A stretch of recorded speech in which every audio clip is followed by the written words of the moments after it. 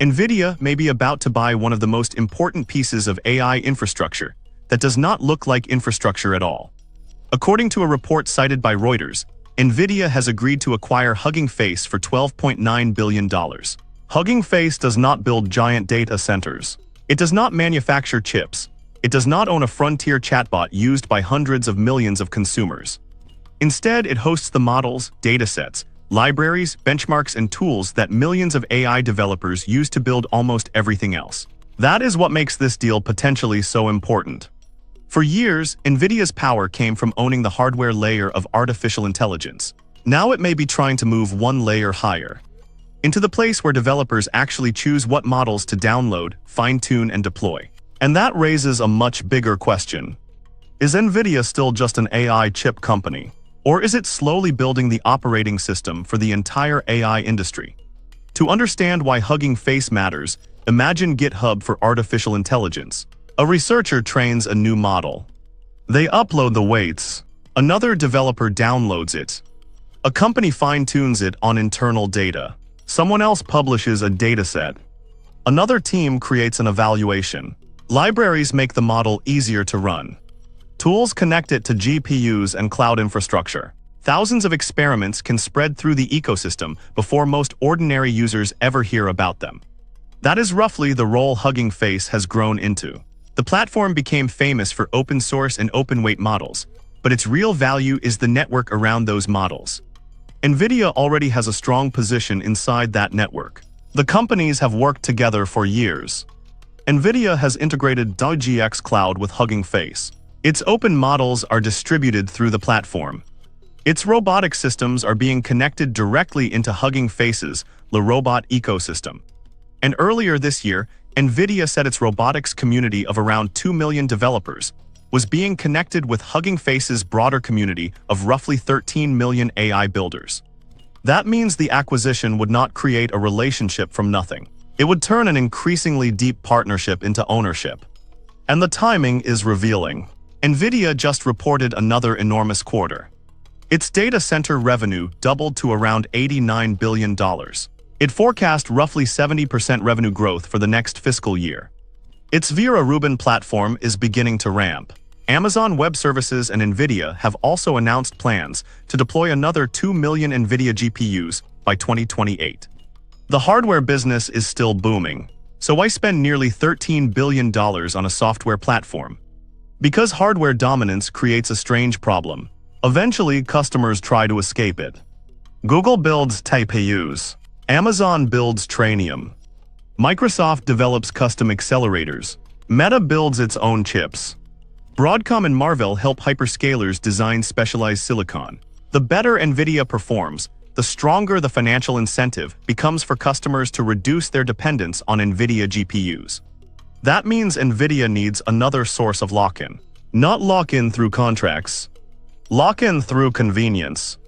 If the models developers want are already optimized for Nvidia hardware, if the deployment libraries work best with Nvidia software, if the robotics tools connect naturally to Jetson and GR00T, and if enterprises can move from model discovery to training to inference inside an Nvidia-friendly ecosystem, switching hardware becomes much harder. This is why software has always mattered so much to Nvidia. CUDA is one of the strongest competitive advantages in the semiconductor industry. CUDA is not a chip. It is the software environment that lets developers use Nvidia GPUs efficiently. Once a company has built years of code, tools, and workflows around CUDA, moving to another accelerator is not as simple as comparing benchmark numbers. Hugging Face could extend that advantage much earlier in the developer journey. CUDA captures developers when they run workloads. Hugging Face can capture them when they choose the model in the first place. That is strategically powerful. Consider what happens when a developer wants to build a new AI product. They may search Hugging Face for a model, download the weights, test several versions, use transformers or another Hugging Face library, fine-tune the models, compress it, deploy it. Maybe they later connect it to robotics or an agent. Every one of those steps is an opportunity for infrastructure companies to become the default. The company controlling the easiest path from model discovery to deployment can influence what hardware gets used underneath. This is not the same as forcing developers onto Nvidia. Hugging Face has built its reputation around openness. Its ecosystem includes models from Meta, Google, Alibaba, DeepSeek, Mistral, Nvidia, and thousands of independent researchers. Developers use many different clouds and hardware platforms. If Nvidia tried to turn Hugging Face into a closed Nvidia storefront, it could destroy much of what makes the platform valuable. That creates the first big tension in this acquisition. Nvidia would gain the most value from Hugging Face if the platform remains trusted as a neutral place for AI development. But Nvidia is not neutral. It sells the hardware. It sells the networking. It sells the software. It is financing data centers. It invests in AI startups. And now it may own the place where many developers discover the models that run on all of that infrastructure. The more of the stack Nvidia controls, the more developers and regulators may ask whether the platform still treats competitors equally. That concern becomes especially important because open-source AI has become strategically significant. The biggest frontier models from companies like OpenAI and Anthropic are largely closed, but the open-weight ecosystem is moving extremely quickly. Models from DeepSeek, Meta, Mistral, QN, and many others can be downloaded and modified. Companies can run them on their own servers. Researchers can inspect them. Startups can build products without sending every request to a proprietary API. Hugging Face sits near the center of that world. This means Nvidia would not simply be buying another software startup. It could be buying a major distribution channel for OpenAI. And OpenAI is becoming increasingly important to Nvidia. At first, that sounds counterintuitive. Why would the dominant chip company want models to become free? Because Nvidia does not need to make money every time someone downloads a model. It makes money when someone runs the model. The more models exist, the more developers experiment. The more developers experiment, the more training and inference they perform.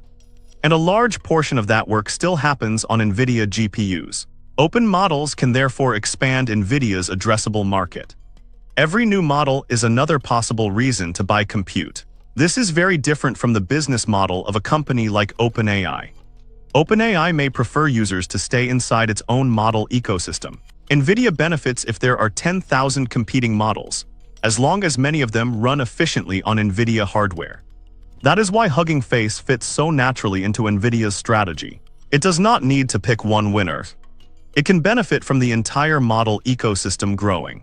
There is another clue in Nvidia's recent behavior. The company has been investing aggressively across AI. Reuters reported that Nvidia participated in Hugging Face's $235 million funding round in 2023, when the company was valued at $4.5 billion. Then, in 2025, Hugging Face reportedly rejected a $500 million Nvidia investment that would have valued the company at around $7 billion. Now the reported acquisition price is $12.9 billion. That means the relationship has moved from minority investor to attempted full ownership in only a few years. The valuation has also almost tripled from the 2023 round. Why pay that premiums? Because developer ecosystems have network effects. A model hub becomes more valuable when more researchers upload models. More models attract more developers. More developers create more libraries, benchmarks, and tutorials. That attracts more companies. And once a platform becomes the default place everyone checks first, replacing it becomes extremely difficult. This is the same reason developer platforms can be strategically valuable, even when their direct revenue is much smaller than the hardware markets around them. The network is the asset. Hugging Face also gives Nvidia something else. Visibility. A model hub can see what developers are actually downloading, what architectures are becoming popular, which tasks are growing, which datasets attract attention, which robotics models are spreading, which inference techniques are being adopted, which model sizes are moving from research into production. That does not mean Nvidia would automatically have unrestricted access to private customer data, and any acquisition would come with privacy and governance obligations. But at the ecosystem level, owning a central developer platform could provide extremely valuable signals about where AI workloads are going next. For a company designing chips years before they ship, that information matters. Semiconductor roadmaps are slow. AI trends move fast. If Nvidia can better understand what developers are building today, it can make better decisions about what hardware will be needed tomorrow. This becomes even more interesting in robotics. Hugging Face's robotics category has been growing rapidly. Its Le Robot project gives developers open-source tools, datasets, and models for robot learning. Nvidia has been pushing heavily into physical AI through Isaac, GR00T, Cosmos, and Jetson. The two companies have already integrated those ecosystems. A full acquisition could turn Hugging Face into one of Nvidia's main distribution channels for open robotics intelligence. Imagine a developer downloading a humanoid control model from Hugging Face, fine-tuning it using Nvidia libraries, simulating the behavior through Nvidia Isaac, deploying it on a Jetson computer, and connecting it to Nvidia-trained world models. That is not just a chip sale. It is an end-to-end robotics platform. This may explain why Nvidia is becoming harder to categorize. At one point, Nvidia sold graphics cards. Then it sold GPUs for scientific computing. Then AI accelerators. Then networking. Then CPUs. Then complete rack-scale systems. Then cloud services. Then foundation models. Then robotics software. Then data center financing. Now potentially a massive AI developer platform. The common strategy is not diversification for its own sake. It is controlling more of the path between an AI idea and the compute required to make that idea work. Every step Nvidia owns reduces friction for customers, and every reduction in friction makes Nvidia hardware easier to choose. But this strategy also creates risks. The first is regulatory. Nvidia already dominates the AI accelerator market. Acquiring a central platform used by developers working across competing hardware and models could attract antitrust scrutiny. Regulators could ask whether Nvidia might favor its own products in search results, integrations, optimization, or access. Even subtle advantages could matter at Hugging Face's scale. The second risk is cultural. Hugging Face built much of its reputation around community, openness, and accessibility.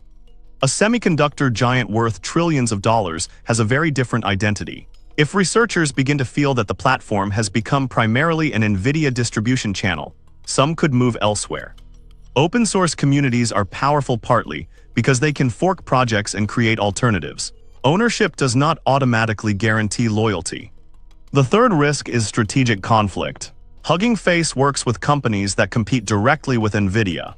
AMD developers use it. Google developers use it. Cloud providers use it. Chinese model developers use it. If those companies believe the platform is becoming strategically controlled by a competitor, they may become less willing to depend on it. Nvidia therefore faces an unusual challenge. To capture Hugging Face's value, it may have to avoid appearing to capture it too aggressively. The platform works because everyone can use it. That neutrality may be more valuable than any immediate attempt to funnel users toward Nvidia.